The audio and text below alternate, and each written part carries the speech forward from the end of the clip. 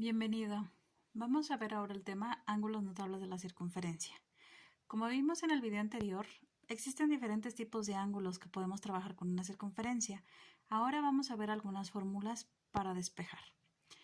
Aquí te presento el primero, que es un ángulo central. Este vamos a definirlo como el ángulo que forman dos radios y tiene su vértice en el centro. Quiero que veas aquí que tenemos nuestra circunferencia. Aquí en el centro, como nos comentan, vamos a trazar dos radios. Esos radios vamos a colocarles valores. Cada línea tiene el valor de R y los extremos, letras, que son los vértices A y B. Aquí nuestra fórmula nos dice que este ángulo, el ángulo AOB, es igual a la medida del arco comprendido entre sus lados. Quiero que entiendas aquí que este ángulo, esta medida que vamos a tener aquí, va a ser igual a este arco. A esto nosotros le denominamos arco. El siguiente ángulo que te voy a presentar es el ángulo inscrito. Tiene su vértice en un punto de la circunferencia y lo forman un par de cuerdas. Aquí en este ángulo inscrito te voy a poner un vértice y voy a trazar las cuerdas correspondientes. Recuerda que las cuerdas son segmentos de recta que no pasan por el centro. Para ver la fórmula de este tipo de ángulo, aquí voy a delimitar unas líneas que van al centro.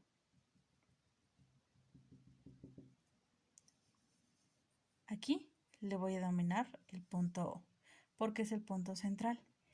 A su vez aquí, cada vértice le voy a poner valores de letras. Para obtener este tipo de ángulo, tú vas a saber la siguiente fórmula. El ángulo ABC va a ser igual a la división de su arco entre 2. ¿Esto qué quiere decir? El arco, esto que tú ves aquí, lo vamos a dividir entre 2 para obtener nuestro ángulo inscrito. El ángulo que te voy a presentar es el ángulo semiinscrito. Tiene su vértice en un punto de la circunferencia y lo forman una cuerda y una tangente. Este tipo de ángulo, quiero que observes aquí. Voy a colocar un punto llamado vértice y lo voy a prolongar con una tangente. Recuerda que la tangente es una línea que pasa mínimamente por la circunferencia y a la vez lo forma una cuerda.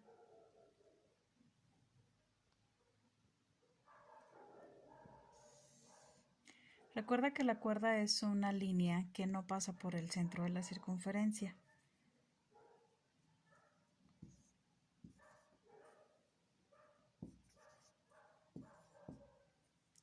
Aquí en este punto, quiero que observes aquí, tenemos un ángulo. Este es un ángulo semiinscrito. Y para obtener este ángulo, lo que vamos a realizar es de que yo aquí tengo un punto llamado centro. Voy a prolongar las líneas de este tipo de ángulo para hacer referencia a nuestra fórmula. La fórmula sería la siguiente. El ángulo ABC, que sería este que observas, este que te estoy señalando, este ángulo va a ser igual al arco formado de AC. Recuerda que es este el arco al que me estoy refiriendo. Lo voy a señalar nada más hasta acá. Todo este dividido entre 2. El siguiente ángulo que tienes en pantalla es el ángulo interior. Este ángulo su vértice se encuentra en un punto interno de la circunferencia y lo forman dos cuerdas que se cortan. Aquí quiero que observes tu imagen que ves en pantalla. Aquí el que te estoy señalando vendría siendo el ángulo, fíjate, el ángulo ABC. donde se intersectan las dos líneas que están en color negro. Voy a colocar parte de la fórmula para irte explicando. Este ángulo ABC va a ser igual, si te fijas aquí, entre el punto A al centro, colocamos un radio. Del punto C al centro, colocamos otro radio. De esta manera aquí ya tenemos otro ángulo, o mejor denominado arco. Este sería el arco AC. Pero este arco quiero que veas, es un arco menor, donde también se le va a sumar el arco DE. Aquí si te fijas, del otro extremo, del punto D al centro, colocamos otro radio, y del punto E al centro colocamos otro radio. Aquí se forma otro ángulo, o ya bien aquí tenemos un arco. Este para nosotros vendría siendo un arco mayor. El arco DE es el arco mayor y el arco AC vendría siendo el arco menor. Esto, si a la vez lo sumamos y lo dividimos entre 2, vamos a obtener el valor de un ángulo interior de la circunferencia. Aquí te dejo la descripción para que lo veas. La medida de un ángulo interior es igual a la suma de los arcos comprendidos entre sus lados y sus prolongaciones. Sus prolongaciones, quiero que observes aquí en la imagen, es donde está trazado los diámetros de la circunferencia. Estas van a tener sus prolongaciones. El siguiente ángulo que tienes en pantalla es el ángulo exterior. Este es aquel que tiene su vértice en un punto exterior de la circunferencia y lo forman dos secantes. Aquí, para obtener la fórmula, fíjate, aquí tenemos este ángulo, que sería el ángulo ABC. Este ángulo es un ángulo exterior porque quiero que veas el punto que está fuera de la circunferencia. Para obtener este tipo de ángulo, pues aquí en las líneas de donde se intersectan nuestras secantes con la circunferencia, tenemos vértices. Estos vértices va a ser la siguiente operación, donde tenemos el arco mayor, que sería DE,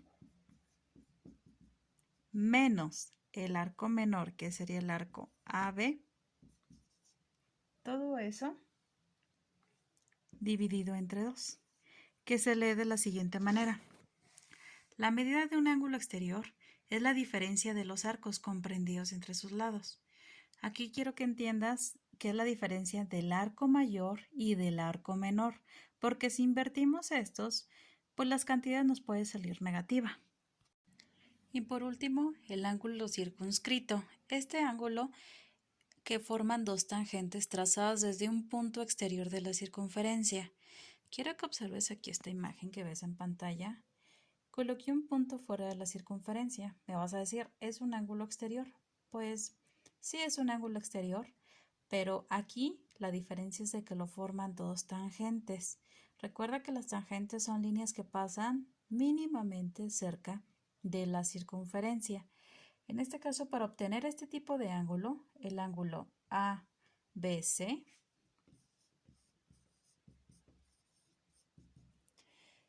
se realiza de la siguiente manera. Es la diferencia